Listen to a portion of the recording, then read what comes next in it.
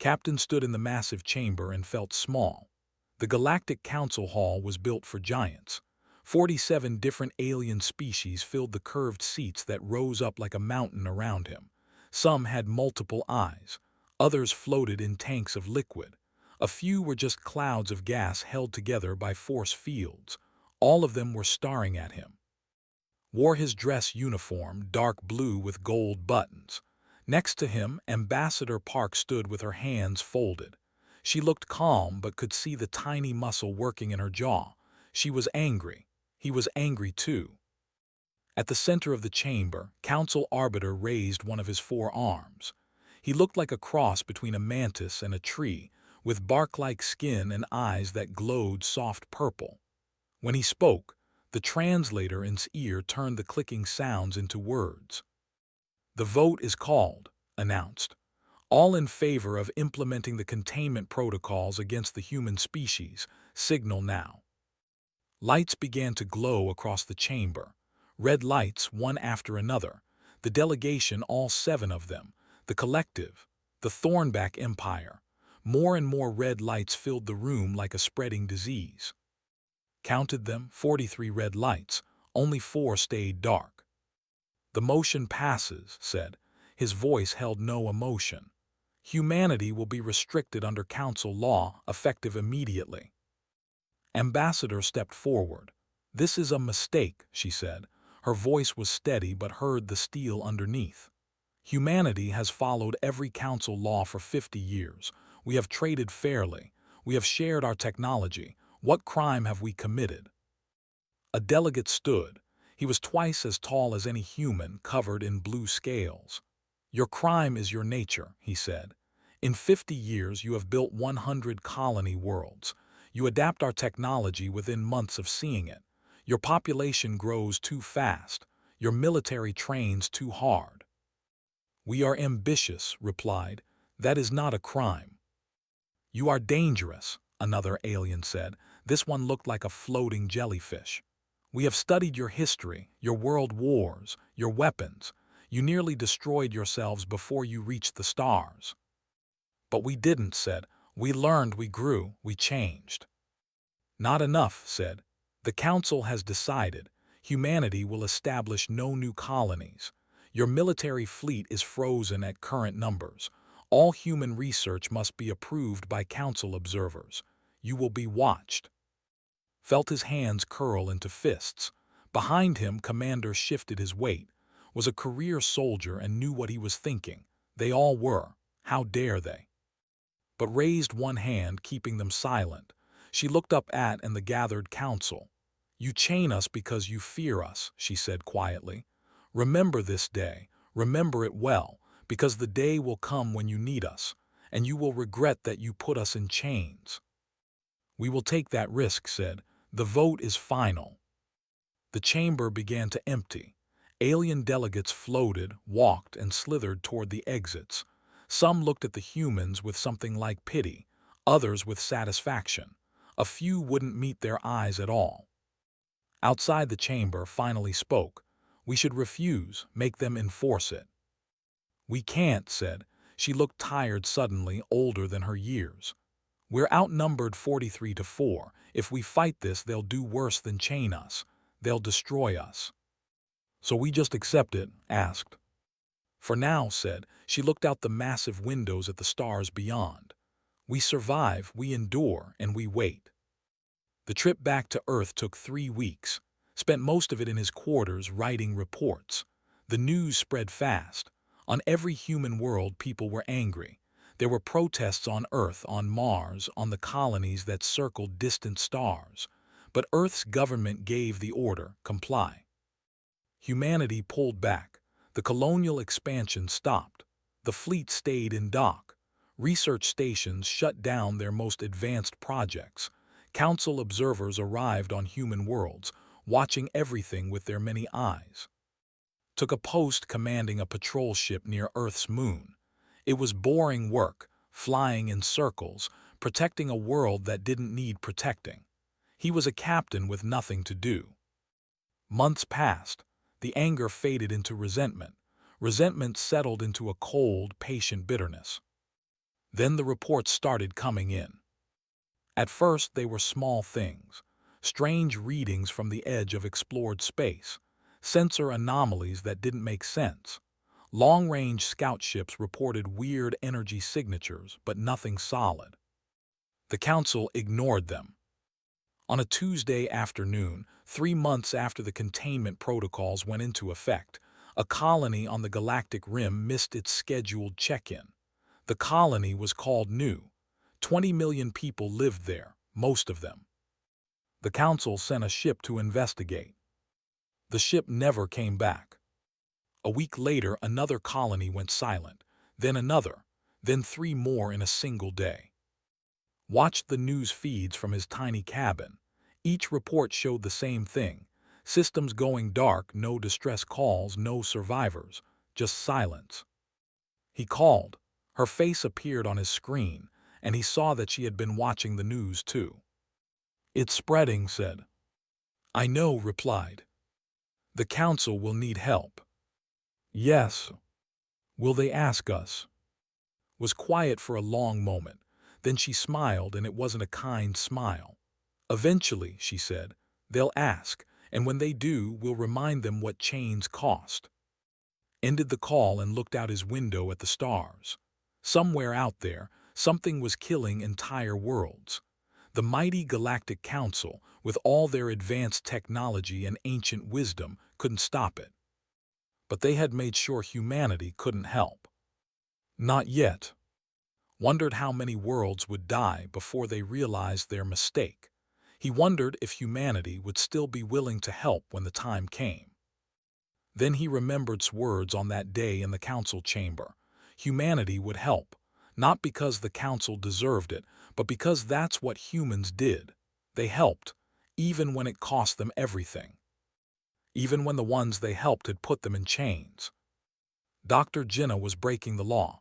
She knew it and she didn't care. The laboratory was supposed to be shut down. Council observers had sealed it 3 months ago, right after the containment protocols came down.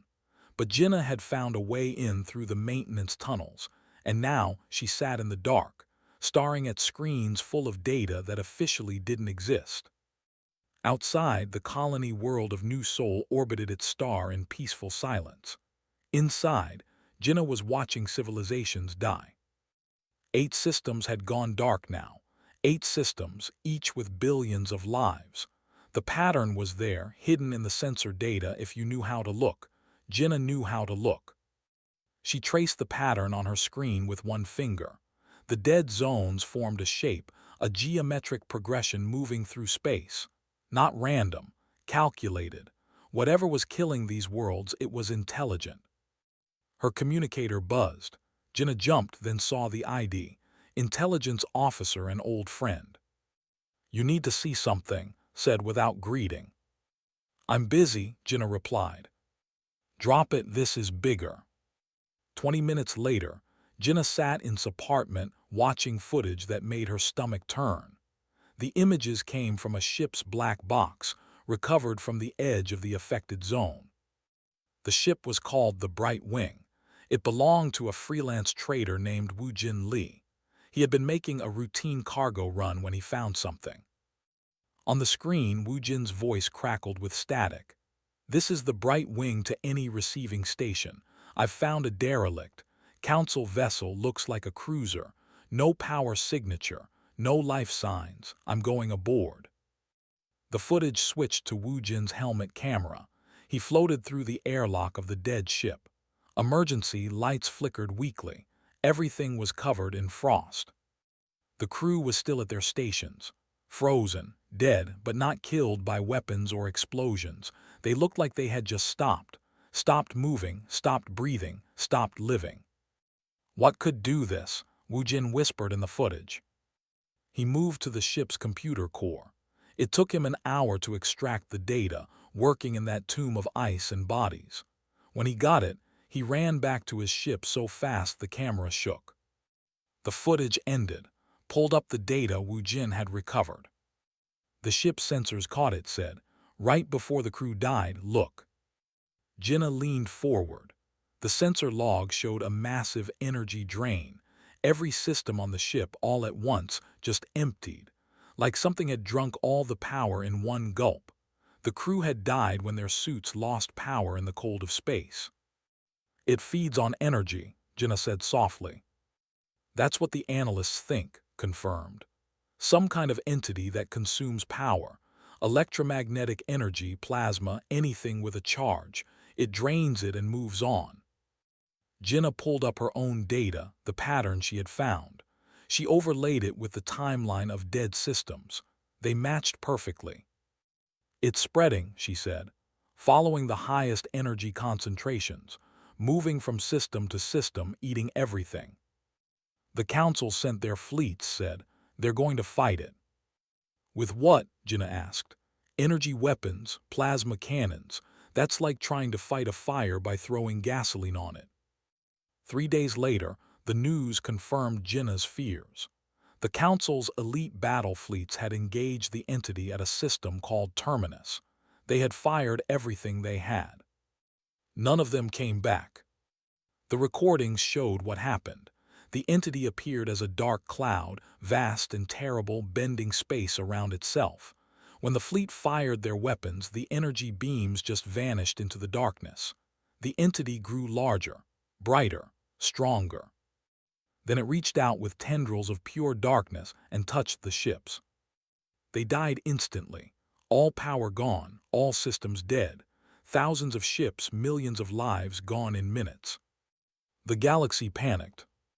Jenna watched the Council's emergency session from her illegal laboratory. The alien delegates shouted at each other in a dozen languages.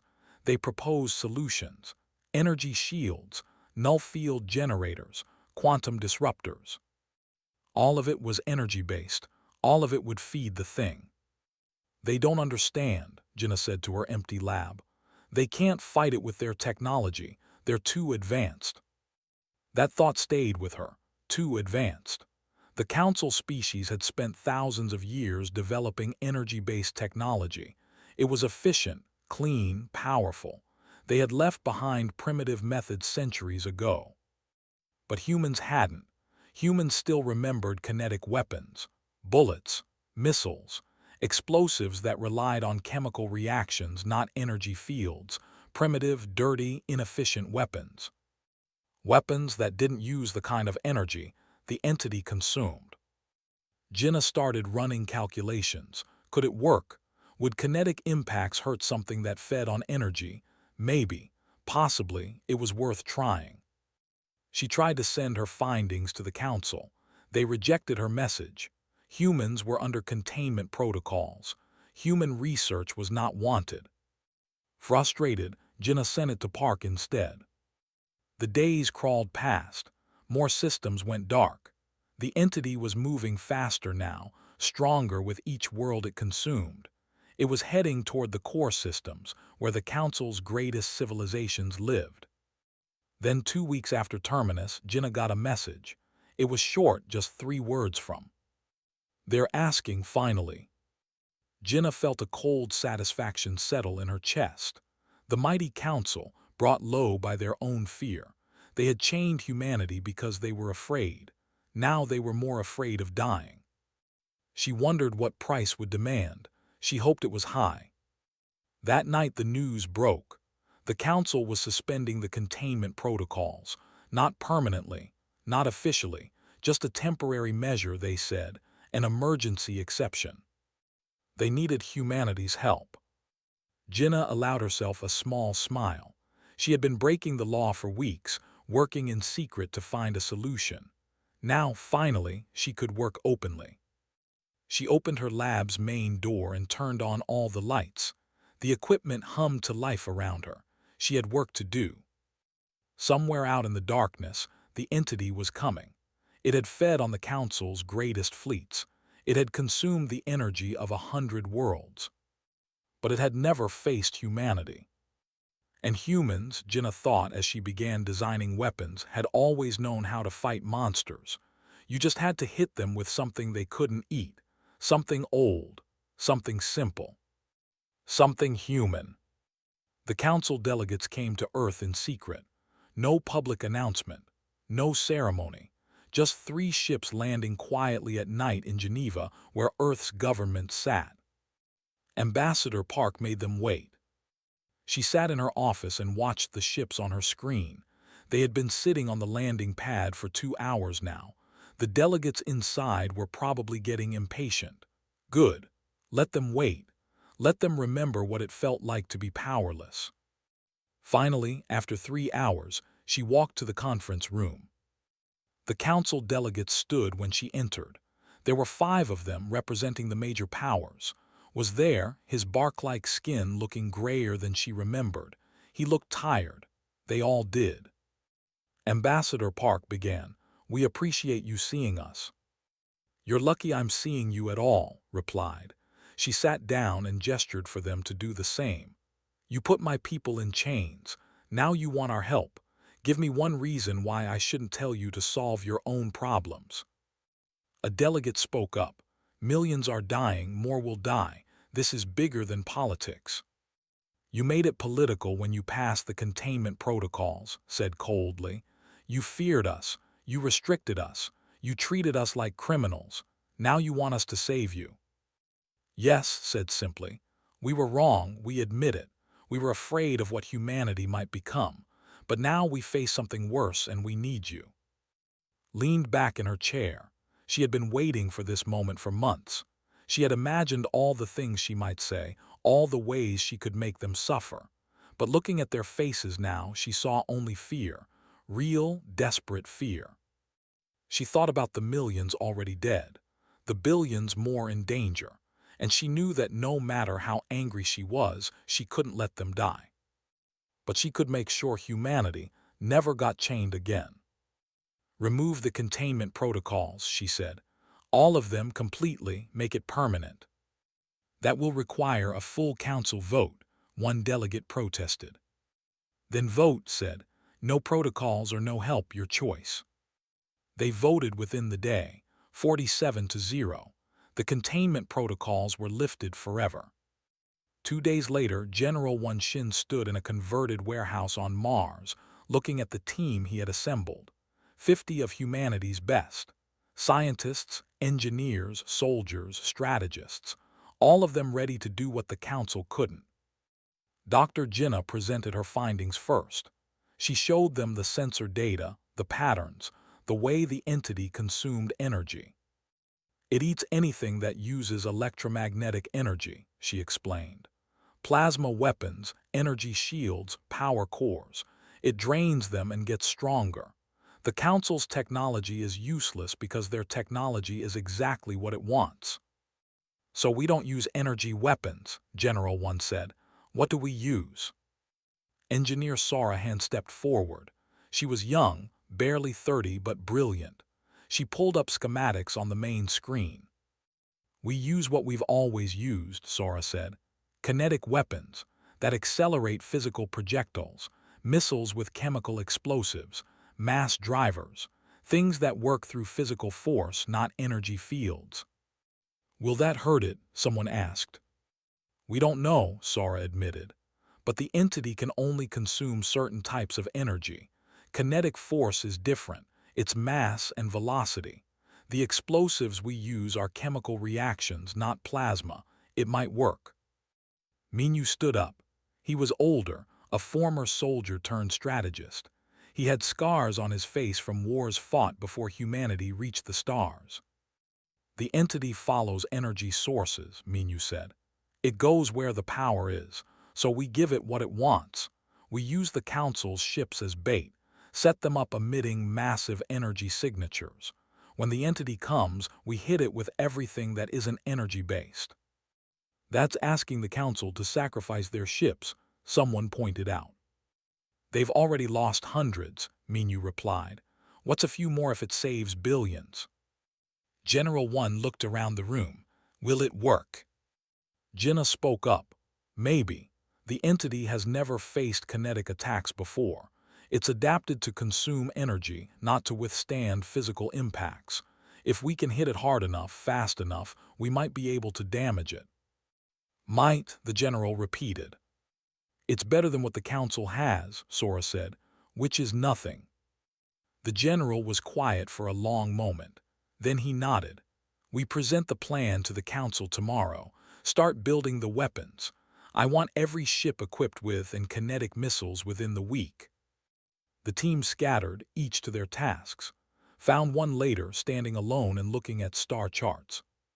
"They're afraid," she said quietly. "The council. Our people, they know this might not work. They know a lot of them might not come back." "And yet they'll go," one said, "because that's what we do." The council feared our nature. They saw our capacity for violence and thought it made us monsters. They didn't understand. Understand what? That the same nature that makes us dangerous is what makes us defend those who can't defend themselves, even those who chained us. The next day they presented the plan to the full council. The chamber was different than it had been months ago. No arrogance now, no superiority, just desperate hope. When Minyu finished explaining, there was silence.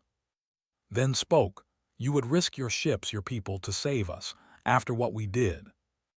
"We're not doing it for you," one said bluntly. "We're doing it because it's right, because billions of innocent people don't deserve to die just because their leaders were fools." If was offended, he didn't show it. "What do you need from us?" "Ships, automated ones if you have them. We need them to emit energy signatures to draw the entity in, and we need you to stay out of the way.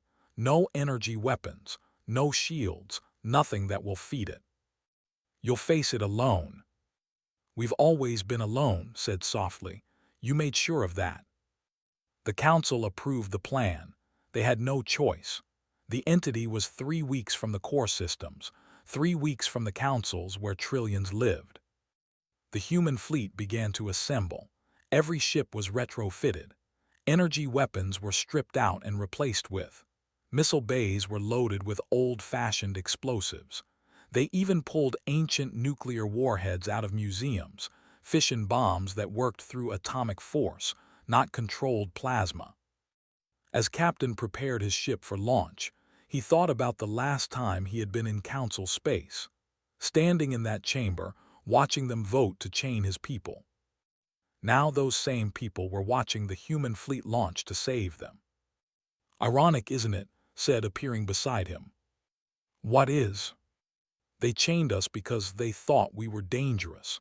Now they're counting on us being exactly that." Smiled grimly. "Then let's not disappoint them. Let's show them what humanity does best." "What's that?" "We fight monsters in the dark. We always have." The dead system hung in space like a corpse. Its star still burned, but everything else was dark. Planets that once held cities were now silent balls of rock. Space stations drifted without power. Nothing moved. Nothing lived. Captain stared at it from the bridge of his ship, the Defiant Dawn. Around him, the human fleet floated in formation. 60 ships, not much compared to the hundreds the Council had lost, but it was what they had. "Council ships are in position," his tactical officer reported. "They're transmitting maximum energy output." The bait was set. 20 automated council vessels pumping out energy signals like beacons in the dark, calling to the entity, telling it, "Come and feed." "How long?" asked. Dr. Jinnah's calculations say 30 minutes, maybe less. Opened a channel to the fleet. "All ships, this is Captain, you know the plan. Wait for my signal. When that thing shows up, we hit it with everything we have. No holding back. No second chances, understood?" Acknowledgments came back from 60 ships. Saw at the weapons station, hands steady on the controls. "Good man, steady under pressure." "Captain," the sensor officer said, "I'm reading spatial distortions, it's coming." "Everyone ready," ordered. Space itself seemed to tear open. The entity emerged like a wound in reality, a vast cloud of absolute darkness that made his eyes hurt to look at. It was bigger than they thought. Bigger than the largest ship by 100 times. It moved through space like oil spreading on water, flowing toward the council ships. "It's taking the bait," Jinnah's voice came over the comm from her position on the flagship. "Energy readings are spiking. It's feeding. The darkness reached out and touched the first council ship. The vessel died instantly, all lights going out, power draining in seconds. The entity rippled with something like pleasure. Then the other council ships began to scatter. "What are they doing?" shouted. "They're running." The automated ships weren't supposed to run. Someone on the council had the plan, making the ships flee. The entity started chasing them, drawn by their energy signatures. "They're ruining everything," someone yelled over the comm. Made a decision in half a second. "All ships go loud, maximum power to all systems. Make us the biggest target in the system." "Sir, that's—" "Do it." The human fleet lit up like stars. Every reactor pushed to maximum, every system drawing power. 60 ships burning energy like bonfires in the dark. The entity stopped, it turned, and then it came for them. "Here it comes," called. "All weapons fire." The defiant dawn shook as her opened up. Solid metal slugs, each weighing a ton, accelerated to a fraction of light speed. They slammed into the entity like hammers. Around them, the rest of the fleet did the same. Fire, missiles with chemical warheads, mass driver projectiles, all of it kinetic, all of it physical. The entity recoiled. "We're hurting it," Jinna's voice crackled with excitement. "Keep firing." But the entity adapted fast. It spread out, making itself diffuse, letting the projectiles pass through it. Some still hit, tearing chunks of darkness away, but not enough. Not nearly enough. "It's learning," said grimly. "Change tactics, fighter squadrons launch." Small craft poured out of the carrier ships. Among them was pilot Ho Bei, flying a modified fighter with one very special cargo. She armed the weapon and checked her course, straight into the entity's core. "This is Ho," she called. "Beginning attack run." "Ho, wait for support," someone called. "No time," she replied. Her fighter screamed forward, dodging tendrils of darkness that reached for her. She could see the entity's center now, a point where the darkness was thickest. That was the target. Other fighters followed her lead, dozens of them, each carrying the same cargo. Nuclear warheads. Not the clean fusion bombs the Council used, but old-style fission weapons. Dirty, inefficient, and perfect. Ho's fighter shook as a tendril brushed it. Her shields failed instantly, drained of power, but momentum carried her forward. She launched her missile at point-blank range and pulled up hard. The nuclear device detonated inside the entity. The shockwave was enormous. Not just energy, but physical force. Radiation. Heat generated by splitting atoms, not by plasma containment. The entity screamed, a sound that came through space itself, making everyone's heads hurt. More nuclear detonations followed. The entity was being torn apart from the inside, wounded by weapons so old they were in museums. "It's working," someone shouted. But the entity fought back. Tendrils whipped out, touching ships. The frigate Courageous died instantly. Then the destroyer Vengeance. Then 3 more ships in rapid succession. "We're losing ships too fast," reported. Commander Nam had been waiting for this moment. She commanded the ground forces, soldiers who had been training for a different kind of warfare. Now she saw her chance. "Command, this is," requesting permission for final protocol. Knew what she meant, the final protocol, the last resort. "Are you sure?" "We're sure. We've loaded automated cargo vessels with conventional explosives, tons of them, old-fashioned chemical bombs. We're going to ram them into that thing." "That's a suicide run." "The ships are automated, Captain. No crew, just remote control.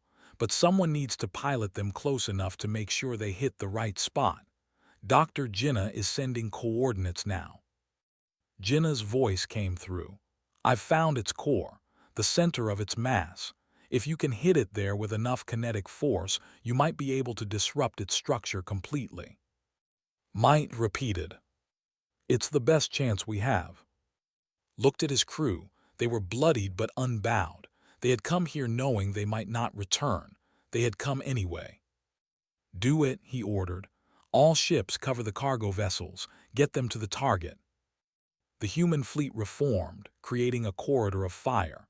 The automated cargo ships, each packed with hundreds of tons of chemical explosives, began their run. The entity tried to stop them, but the human ships threw everything in their path. Fire, missiles, even the ships themselves, ramming into the tendrils to clear the way.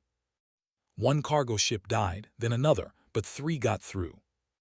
They hit the entity's core and detonated simultaneously. The explosion was colossal, not energy but pure concussive force, chemical reactions on a massive scale. The shockwave rippled outward, tearing the entity apart.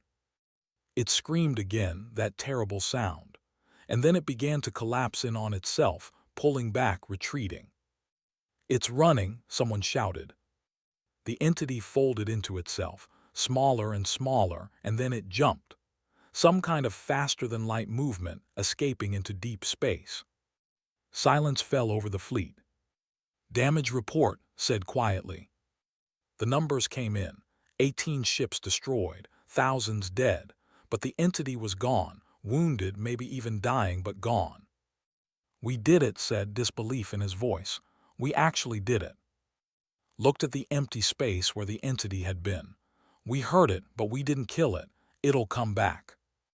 "Then we'll fight it again," Ho said over the comm. "And again, as many times as it takes." Smiled, that was humanity in a nutshell. Stubborn, relentless, too dumb to know when to quit. "All ships," he called, "set course for Council space. Let's go tell them we're not done yet." The battered human fleet turned for home. They had proven something today. The Council's advanced weapons had failed, but humanity's primitive, brutal approach had worked. Sometimes thought, the old ways were the best ways, especially when you were fighting monsters. The Galactic Council chamber was full again, but this time the atmosphere was different. No arrogance, no superiority. The aliens who had once looked down at humanity now stood as they entered. Ambassador Park walked through the massive doors with her head high. Behind her came General One Shin, still wearing his battle-scarred uniform. He had refused to change it. Let them see what their salvation had cost. Captain was there too, along with the other survivors. 18 ships lost, 4,000 humans dead, but they had won. Council Arbiter waited at the center of the chamber. When he spoke, his voice carried none of its former authority, just weariness and shame.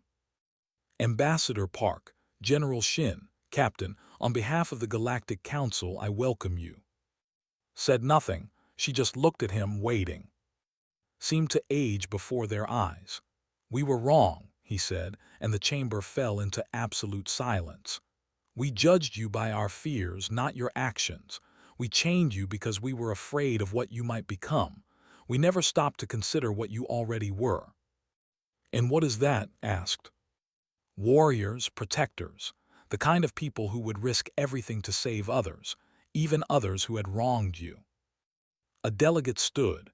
It was the same one who had called humanity dangerous months ago.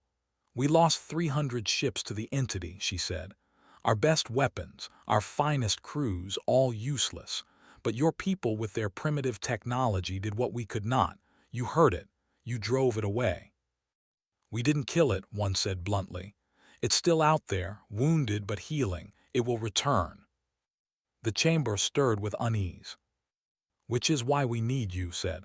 "Not as subordinates, not as a restricted species, but as equals, as partners."